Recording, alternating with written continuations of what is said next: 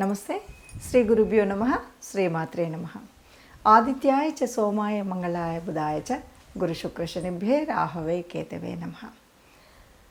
ప్రతి మాసంలో చెప్పుకుంటున్నటువంటి మాస ఫలితాల్లో ముఖ్యంగా ఈ మాసం అంటే జూలై 2024 గాను గ్రహస్థితి ఎలా ఉంది, ఒక్కొక్కరి మరి వ్యాపార ఉద్యోగ పరిస్థితులు ఎలా ఉన్నాయి, వివాహాది శుభకార్యాలకు నాంది ఎలా ఉంటుంది, ఇలాంటి విషయాలపై మన ఆర్థిక వ్యవస్థ, ఆరోగ్యం వీటన్నింటి గురించి తెలుసుకుందాం.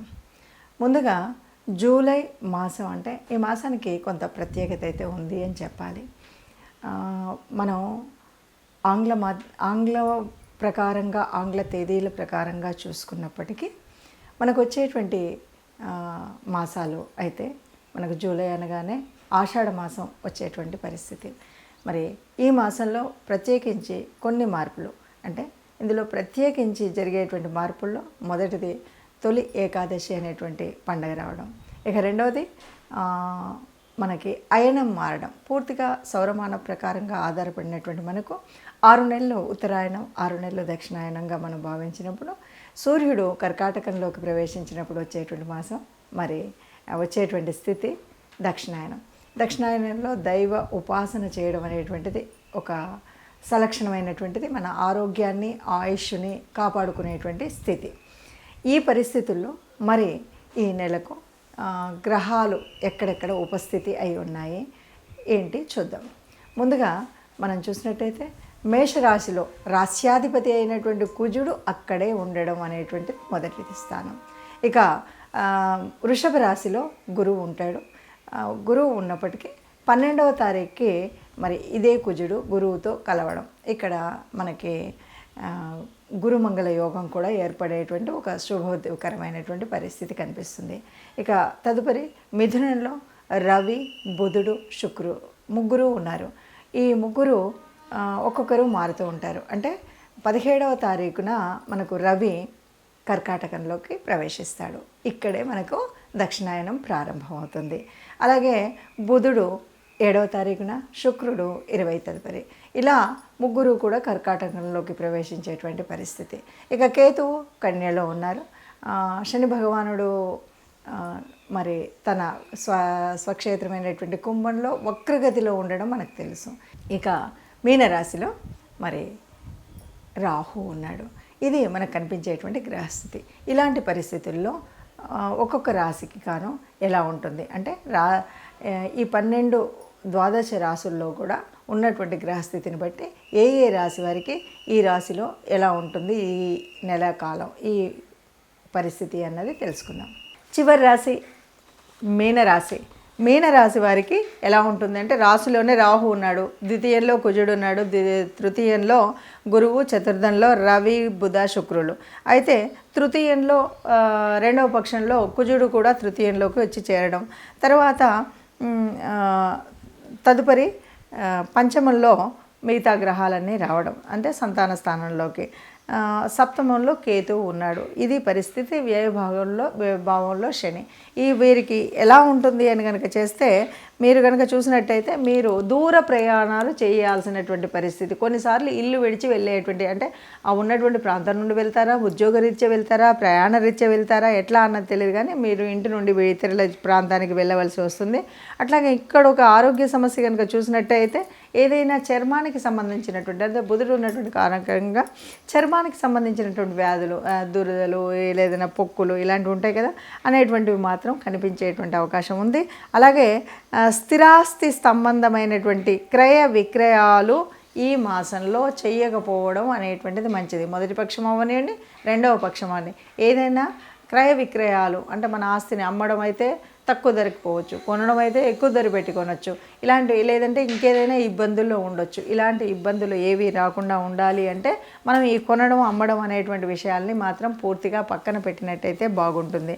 లేదు అంటే ఇబ్బంది వస్తాయి. అలాగే మనం ముఖ్యంగా సప్తమ స్థానంలో ఉన్నటువంటి కేతువు మూలంగా అంటే మన లైఫ్ పార్ట్నర్ జీవిత భాగస్వామి ఎవరైతే ఉన్నారో వారేమో వైరాగ్యంలో ఉండడం, వీరేమో ఆశలు కొత్త కొత్త ఆశల్లో ఉండడము, ఏవో ఊహలలో ఉండడము, వీటి వల్ల సమన్వయ శక్తి లోపించి కొంత ఇబ్బందులు కుటుంబ స్థానంలో భార్యాభర్తల మధ్యలో స్థానంలో కొన్ని ఇబ్బందులు వచ్చేటువంటి అవకాశం ఉంటుంది. దీన్ని అతిక్రమించాలి అంటే తప్పనిసరిగా మనం కులదేవత ఆరాధన, ఇంటి ఇలవేలుపు ఇష్టదేవత ఆరాధన అనేటువంటివి మర్చిపోకుండా చేసుకోవాలి. ఇంకా అన్నింటికి మించి మీరు గోశాలకు వెళ్ళి గోగ్రాసాన్ని సమర్పించడం, నిత్యం సూర్య ఆరాధన చేయడం, దానం ధర్మం అనేటువంటివి మర్చిపోకుండా చేయాలి.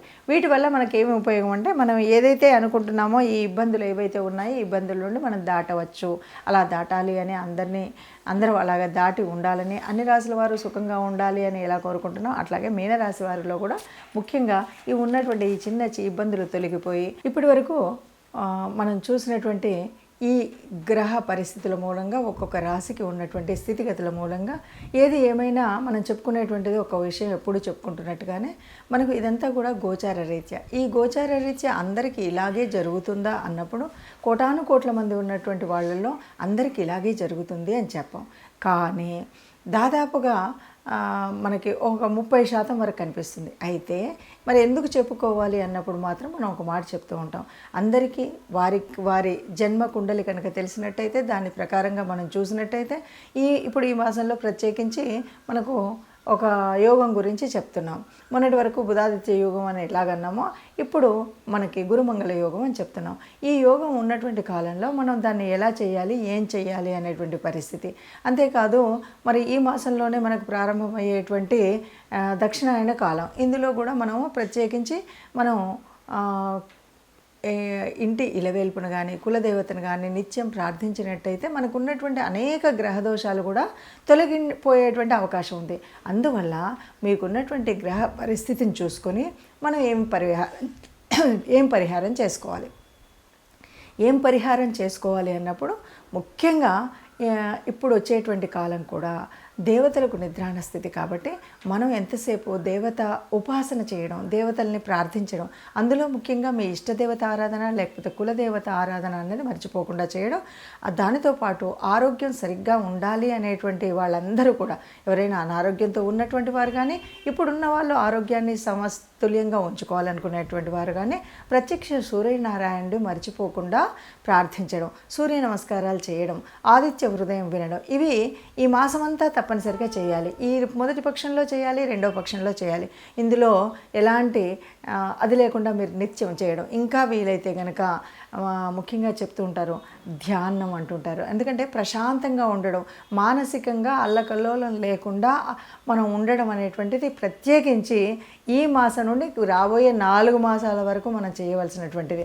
ఎందుకు అంటే ఇక్కడ మనకి దేవతలందరూ కూడా నిద్రలోకి వెళ్తున్నారు అంటారు. అంటే ముఖ్యంగా స్థితికారకుడైనటువంటి విష్ణుమూర్తి నిద్రాణంలోకి వెళ్ళేటువంటిదే మనకు శయన ఏకాదశి. మరి ఇక్కడ నుండి అంతేకాదు దక్షిణాయన కాలం, ఇక్కడ అంతా కూడా సూర్యుడు భూగోళానికి దూరంగా వెళ్తాడు కాబట్టి సూర్యుడు తాను ఇచ్చేటువంటి శక్తిని ఇవ్వడు కాబట్టి మనకు అనేక రకాలైన అనారోగ్యాలు వచ్చేటువంటి సమయం కాబట్టి మనం ఈ పని చేస్తూ కొన్ని రెమెడీస్ మనకు అందులో ఎలా ఉన్నా మంచి చేసినా చెడు చేసినా గ్రహాల స్థితి ఎలా ఉన్నా కూడా కొన్ని రెమెడీస్ అయితే చేయాలి. ముఖ్యంగా విష్ణు సహస్రనామాన్ని వినడం, దాంతోపాటు గోశాలకి వెళ్ళడం, గోవులకి గ్రాసం తినిపించడం, ఇలాగే దానం, అలాగే మనం ఎప్పుడు కూడా ధ్యానం, ఈ రెండు కూడా ఈ 4 ఏళ్ల కాలానికి ఇది ఒకే రెమెడీ అండి. మనకు చేతనైనంత దానం చేయడం, ఏదైనా సరే ప్రశాంతంగా ఉంటూ ఇష్టం వచ్చినట్టుగా ఎక్కువ తక్కువగా మాట్లాడకుండా ఉండడం అనేటువంటిది మంచి రెమెడీగా మనం చెప్పుకోవచ్చు. ఈ రకంగా మనం చేసినట్టయితే అందరం సుఖంగా ఉంటాం, అందులో మనము ఉండాలని ఆశిస్తూ సర్వే జనా సుఖినో భవంతు.